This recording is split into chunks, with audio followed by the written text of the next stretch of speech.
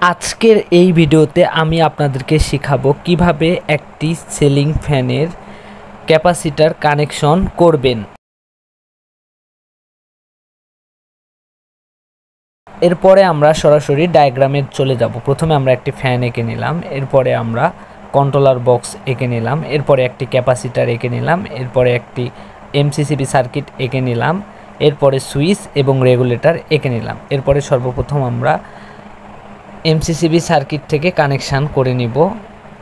Face এবং neutral connection দিয়ে দিয়েছি। এরপর আমরা সর্বপ্রথম ফেস লাইন থেকে সরাসরি আমরা কানেকশানটিকে নিয়ে চলে আসব আমাদের সুইচে। সুইচ থেকে শর্ট করে আমরা ফেস লাইনটিকে রেগুলেটরে দিয়ে দিব। রেগুলেটর থেকে আমরা শর্ট করে নিয়ে চলে আসব আমাদের যে কানেকশান সার্কিটের শেষের প্রান্তটিতে সংযোগ করে দিব। এরপরে আমরা নিউট্রাল নিয়ে সর্বপ্রথম চলে যাব সরাসরি আমরা আমাদের কানেকশন বোর্ডে আমরা নিউট্রাল সংযোগ করে দিয়েছি। এবার কানেকশন বোর্ড থেকে আমরা সরাসরি ফেস লাইনটি ফ্যানে দিয়ে দিব। এরপরে আমরা কি করব, ক্যাপাসিটরটিকে আমরা সংযোগ করে দিব কানেকশন বোর্ড থেকে সরাসরি ফ্যানের সঙ্গে সংযোগ করে দিব।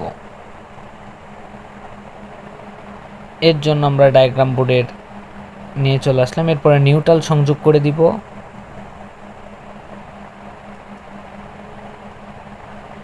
এখন আমরা ক্যাপাসিটরের দুইটি তার কানেকশন করে দিচ্ছি। আপনারা দেখেন ডায়াগ্রামের মাধ্যমে একটি ফেসের সাথে দিব আর একটি ফ্যানের যে কানেকশন তার সেখানে দিয়ে দিব।